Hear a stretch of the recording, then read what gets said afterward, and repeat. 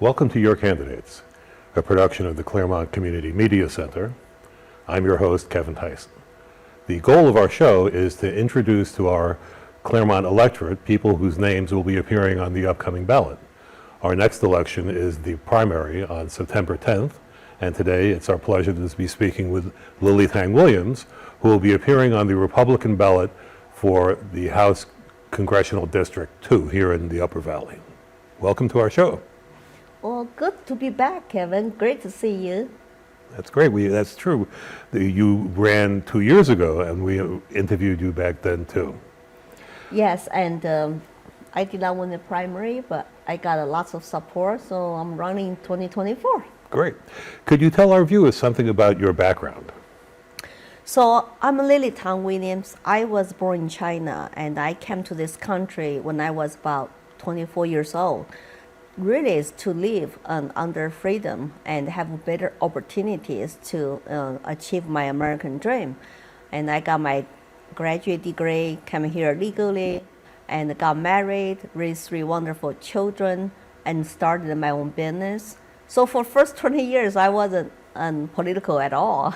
And I got involved, because I did not like some things going on, and I want to give back to my community and to the country who offer me great opportunity to succeed.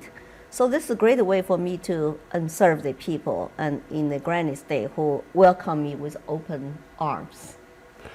Many people are a little hazy about what the job of a member of the House of Representatives is.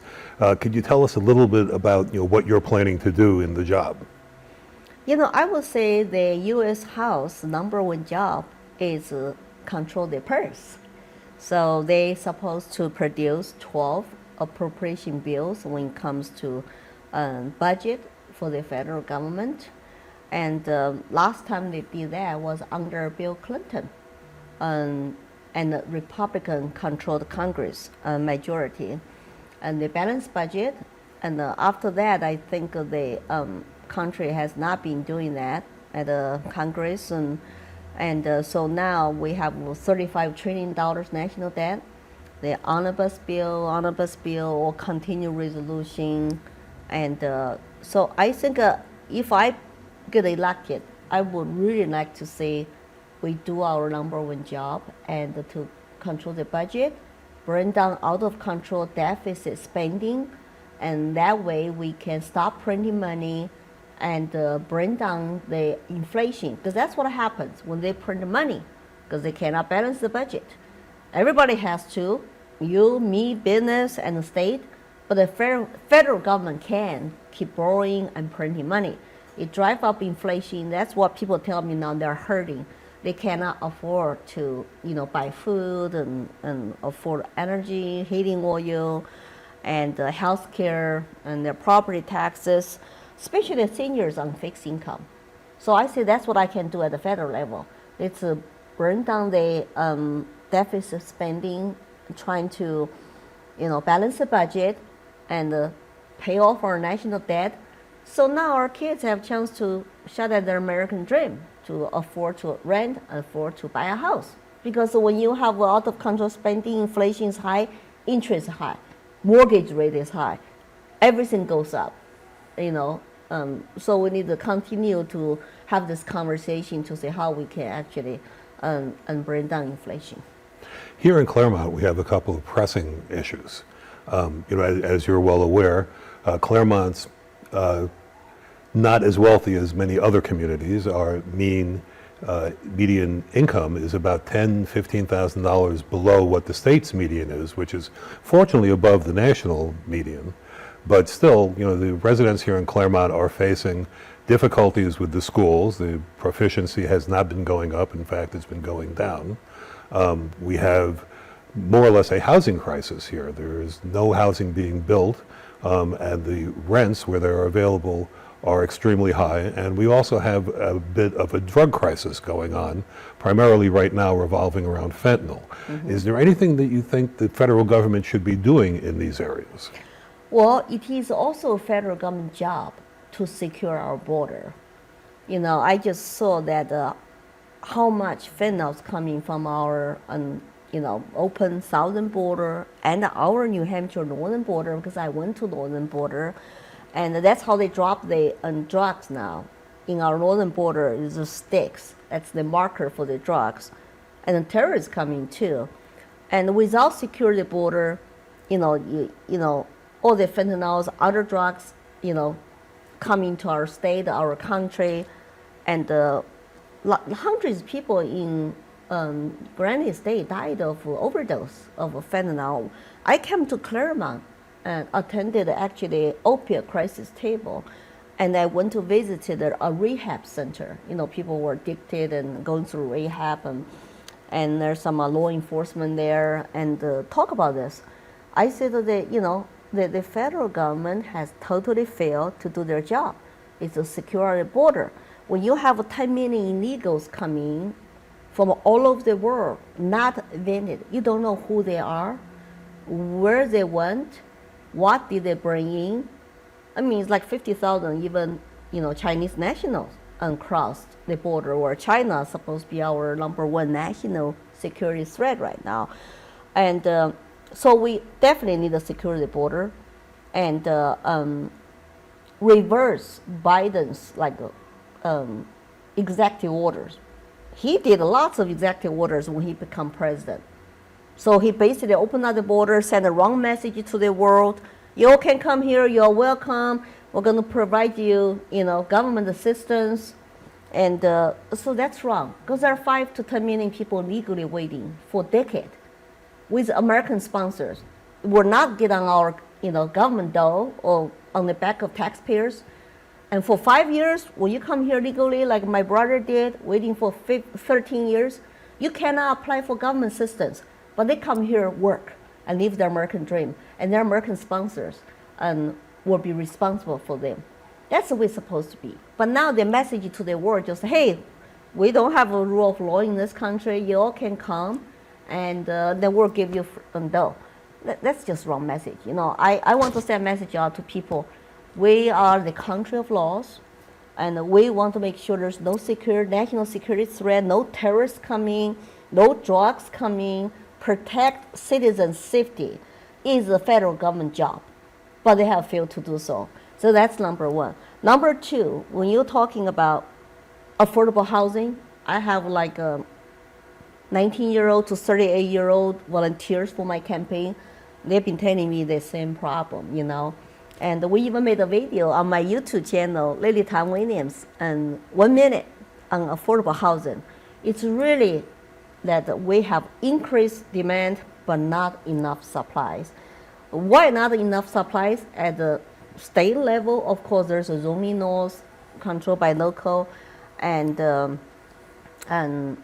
at this federal level, when you have high inflation, interest go up, mortgage go up, builders are not building because they cannot sell, and cost of lumber, labor, governmental over-regulation, on lots of sense, drive up the cost of building more supplies. They're not building it because they cannot sell it. They don't want to lose money in the hole. And so at the federal level, we got to bring down the inflation. And then leave then to the state government to say how they can, maybe loosen up the over-regulation and the local zoning laws, and so we can have more supplies. People understand free market. It's always when you don't have enough supplies, the demand is high, then price goes up. So young people sometimes they don't understand. It's like, they just blame on greedy landlords, corporations. No, but the inflation is caused by federal government printing money. And ever since COVID also, you say people love our way of quality of life. They want to come to New Hampshire, but they also drain our, the supplies. Now you have illegals coming too. All those illegals come to our country, 10 million of them. Where do they go? Normally they will go to sanctuary cities like New York, Boston, but Boston is so close to us. They also can come up here. They went to Maine too. They were building affordable housing for the illegals there. So I think that we need to put our people first when we talk about housing and talk about lots of things. Generally, American interest should come first. Yes. In speaking to, Claremont is part of School Administrative Unit number 6, and in speaking to the administrators and faculty members, one of the things that I keep hearing is that the unfunded mandates from the federal government regarding education is one of the things that is making their lives miserable. I think every Republican president since Ronald Reagan has promised to get rid of the Department of Education. I was wondering what you think can actually be achieved in terms of reducing the bad synergy between unfunded mandates and our existing state laws. Well, after billions dollars spent at the federal level on education, our kids actually are not performing better, and some schools really are sometimes are teaching nonsense, not create a joyful learning environment in terms of science, math. And I become mom and active at the local level.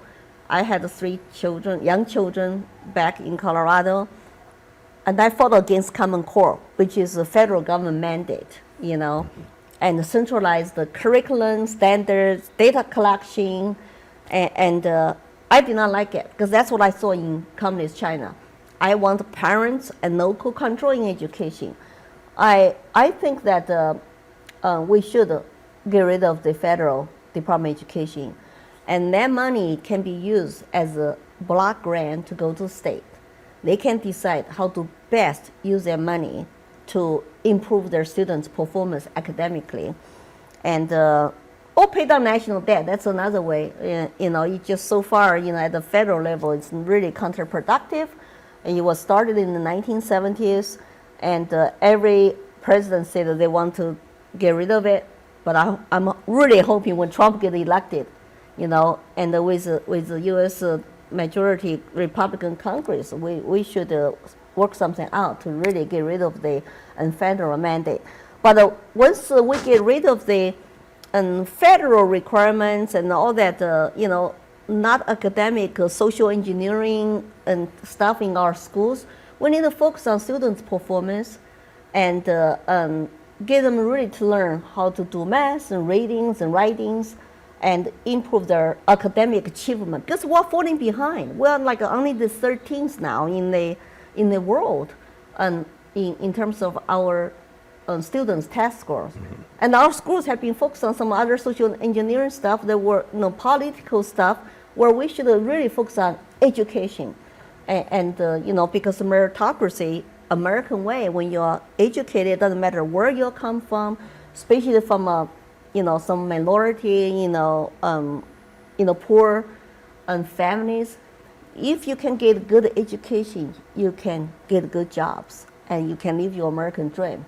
So we need to have conversations about the really cause of the problems when students are not learning well, not improve much academically, and don't look at the federal government. I think that they have totally failed, and we need to talk at a local level.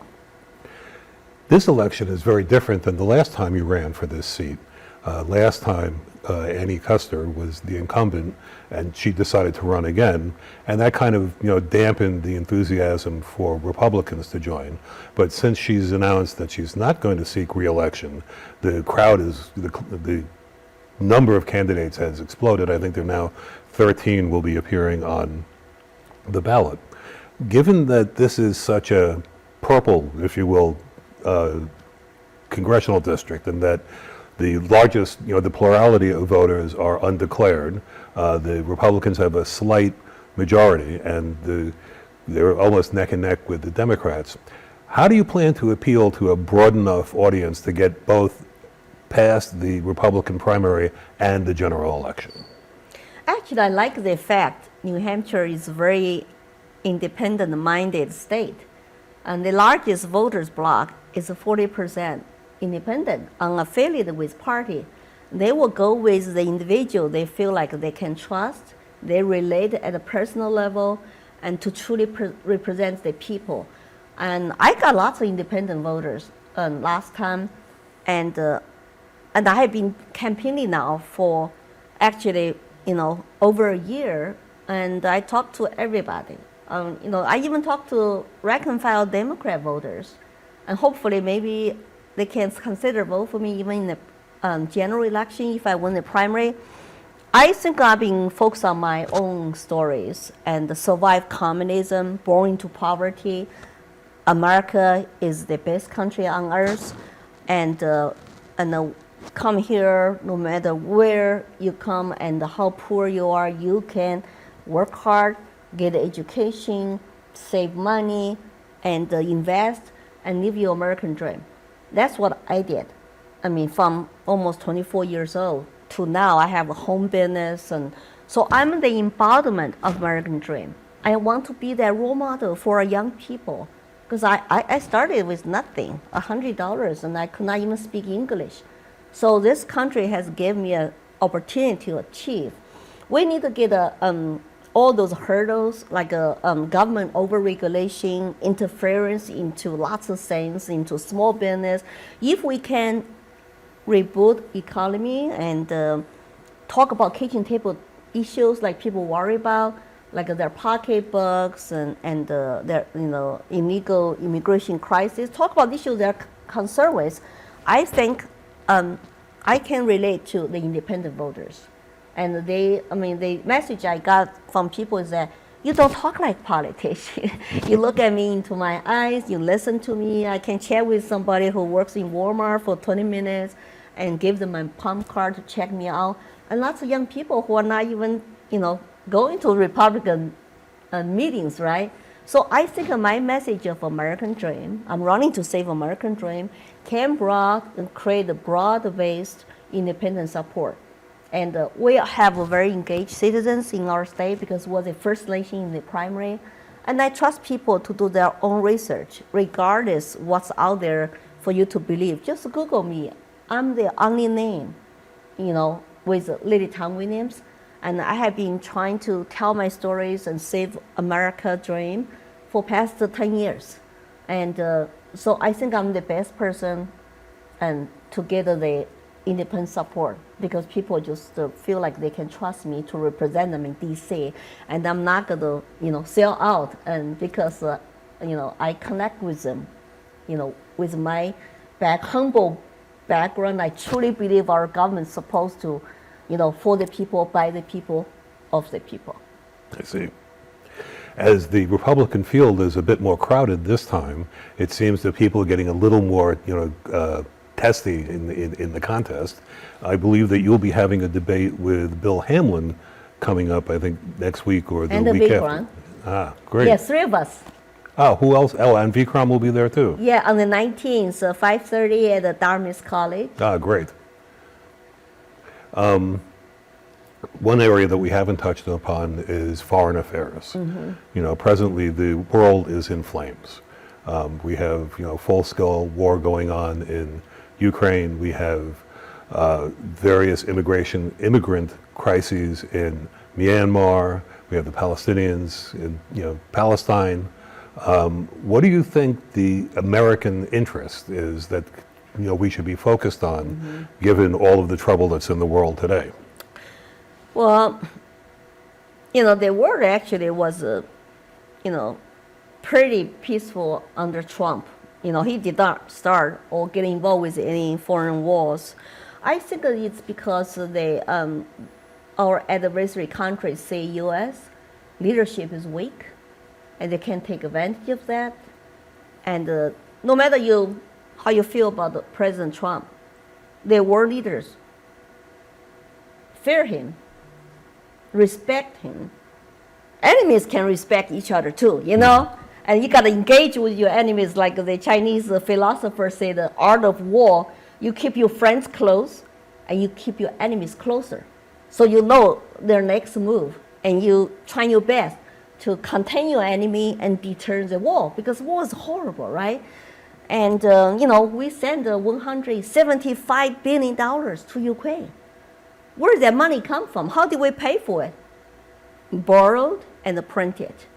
And where our people have to pay for the inflation, which is like taxation without legislation. That's why our people are suffering. So I'm hoping that in this election, people can make that clear choice. Hey, under Biden, Kamala Harris we're paying for lots of things, and the world is on fire. And maybe people should think about how to vote differently to bring back, no matter what. Trump got nominated for Nobel Peace Prize 3 times because he was negotiating peace in Middle East. And, the attack on Israel and the invading of Ukraine, and never happened under Trump. And he also did not give money to Iran. Iran is behind, Hamas.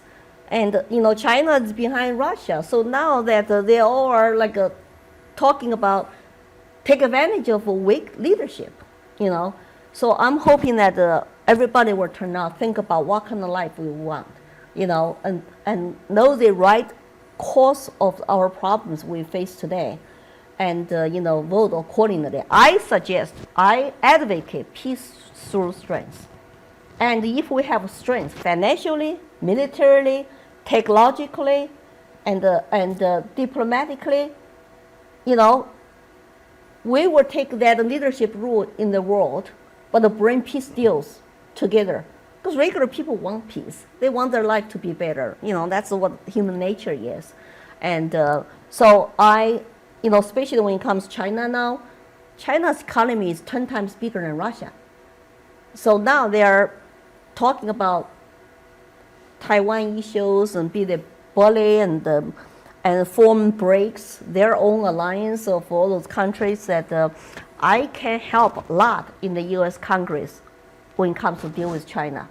How to call out their human rights abuses, how we should decouple from China's economy, and because our Green New Deal is actually helping funding China's state enterprise growth, because they sell us and they have a dominant market in terms of batteries and Green New Deal and windmills and stuff. If we rely on them, but they're our number one national security and threat, what are we going to do if they cut us out? So we need to have very smart and foreign policies and to bring peace deals into the world, but also be that leader for freedom, globally. Well, thank you for joining us today, Lily. We only have a couple of minutes left. Is there anything else you'd like to say to the viewers? And I'm Lily Tang Williams, a communism survivor, and I'm running as your representative for U.S. House in City 2 to save American dream.